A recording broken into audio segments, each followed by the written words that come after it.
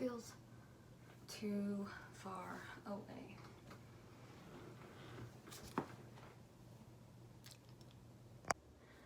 Okay guys, we are filming this from Bethany's desk drawer. That is what's holding up the camera right now. And what I didn't get on video was me knocking down the curtain rod trying to pull down the blinds.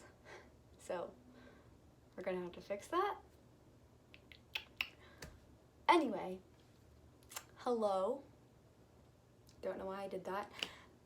You may notice that I am in a different location. It's because I'm at college. It's super exciting. After spending the spring and the summer in treatment, I'm finally back at school for my first semester of junior year, and I'm totally pumped because I finally get to take the classes that are for my major as opposed to prereqs. Well, I mean, I still have some of those too, but mostly classes for my major and my minor, and I'm excited. And yes, I did get new glasses. Thanks for noticing. Anyway, this is a topic that is very important to me. It's gonna be recovery in college and how to navigate that, because I mean, I'm gonna try, but like, there's not a manual. So I don't really know what I'm doing. And disclaimer, everybody's recovery is different, so if I say something that you disagree with, that's chill. Just don't listen to me then. I shouldn't say that on my own support videos.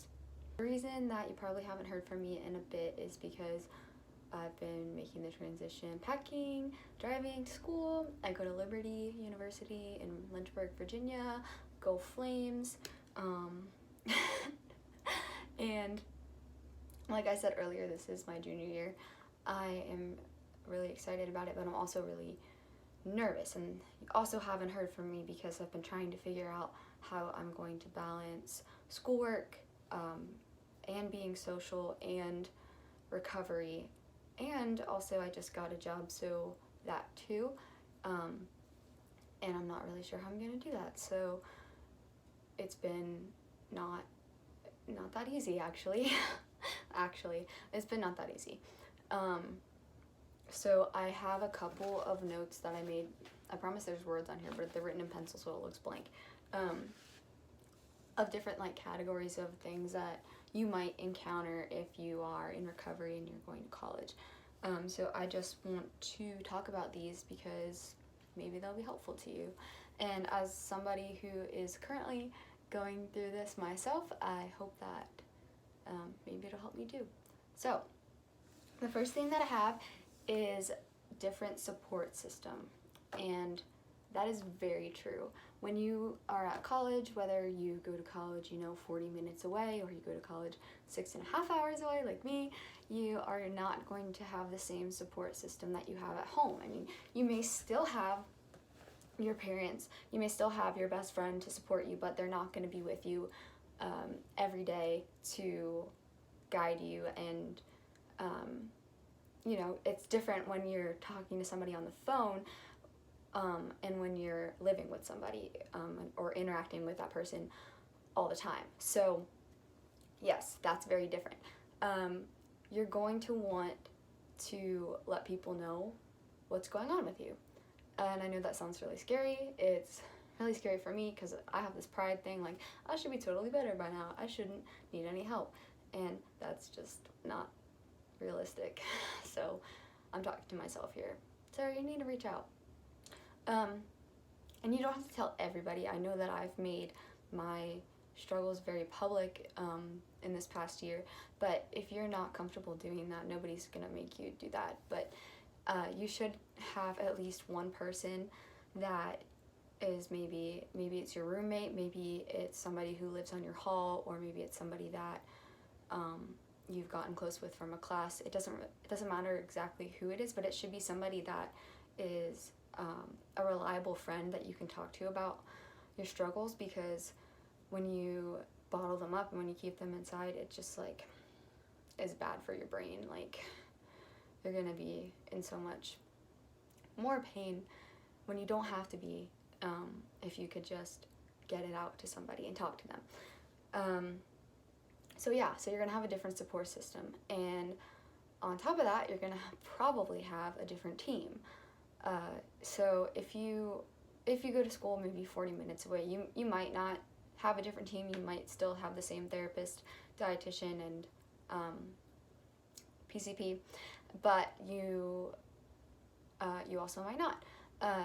Like for me, since I'm going to school so far away from home, I do have a different team here, and it's kind of hard to bounce back and forth from seeing one therapist at home to seeing one therapist at school, especially when you get really close with somebody on your team, and then you have to leave and then go talk to somebody else. So what I recommend is, when you are looking for, maybe if you're a freshman, or maybe you don't have somebody at school that and you need somebody, you interview. You do it you're not interviewing, you interview them, and basically say, hey, I'm looking for a therapist, for example, and is it okay if we just like have a session and we talk and we kind of feel it out and see if this is going to be a good fit or not? That's something that I wish I would have done, instead of just being like, okay, I picked a therapist, I guess I have to stick with them, because you're not going to fit well with everybody that you meet. So it's perfectly okay to shop around a little bit and find somebody who you feel comfortable talking with, somebody who you feel is going to be the most helpful for you, and somebody that you can communicate with your team at home. That's a very important thing too. Make sure that your team at school and your team at home are in contact with each other, so that you don't really have to talk about the same exact thing all the time and reiterate what you've already said, because that can be frustrating. And for those of us who have been dealing with this for a while, you may know that it's not always fun to retell your story over and over and over and over again, especially when your story keeps getting longer. So yeah, you want to make sure that you give them permission to talk to each other, so that you don't have to do all the talking. So switching over to a different, the light just changed, switching over to a different kind of topic, not related to people, is the actual like active recovery itself. If you are in a big campus, you're going to be finding that you're doing a lot of walking, and this is pretty normal for college students to be walking long distances every day, and you do get used to it. However, if you are on a meal plan that has, a specific amount of nutrients that you need, it might need to be adjusted because you're going to be doing more physical activity. This is not a bad thing. It just means that your body is using up the energy that you're giving it, and so you're going to need to give it a little bit more to allow it to keep operating its best for you, so that you can walk to that class that's on the other side of campus and not get dizzy, and so that you can focus and pay attention in your classes and not be thinking about food and how hungry you are because that's not fun and it's distracting.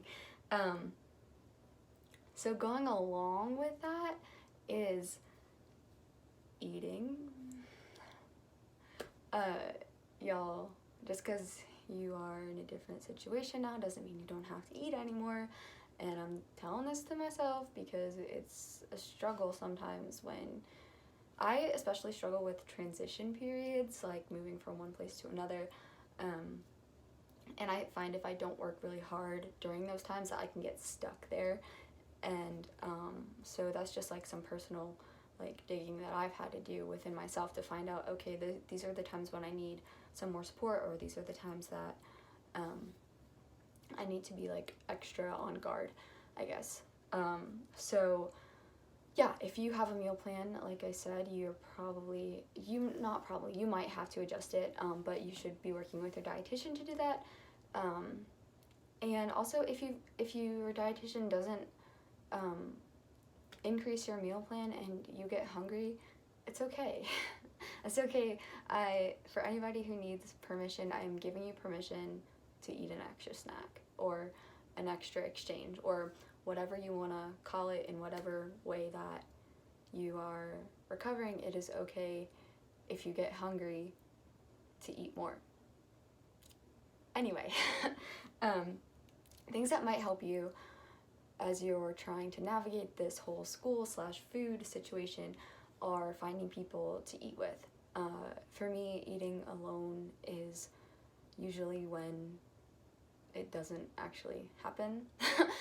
But if I have somebody, I'm like, okay, I know I'm gonna eat dinner with my roommate, or I know I'm gonna eat dinner with this friend from this class, then it keeps me accountable without having to be such a, big deal type of thing. It's just like, okay, like, we're gonna get dinner, like, people do that. You're not crazy. And also, if there are times where you do have to eat alone, it might be beneficial for you to see if you can FaceTime your mom during that time, or see if you can text a friend during that time and just say, hey, like, I'm eating right now, I'm by myself, can you encourage me, or can you just hold me accountable? Accountability, I think, is really key here, and as much as it sucks, I think it's imperative if you're going to stay on track with your recovery. Now, I say all of these things as not as somebody who has it all figured out, but as somebody who is still figuring things out, and somebody who has struggled a ton. My last relapse was at college, and it's scary to be back in the place where I have all these bad memories of things going really wrong really fast. So I just want to say that you're not alone. I'm currently going through this with you, and it's gonna be okay. If you need to hear that, it's gonna be okay. Yeah, I'm planning on making another couple videos, kind of like in this maybe like series of like college and recovery, but this was just like covering general bases about what you might be going through, especially in the first couple weeks as school gets started again. So yeah, if this video was helpful to you, or you are supporting a loved one who you think this might be helpful to, please share this video and also like it, and subscribe to my channel. I try to post pretty regularly. Sometimes, things get weird, but I post videos for people in recovery, people who want to be in recovery, people who don't really know what recovery is, and for support members, loved ones who want to get educated. So yeah, if you even just share this video with one person, I can guarantee that somebody is going to benefit from this. So with that being said, thank you guys so much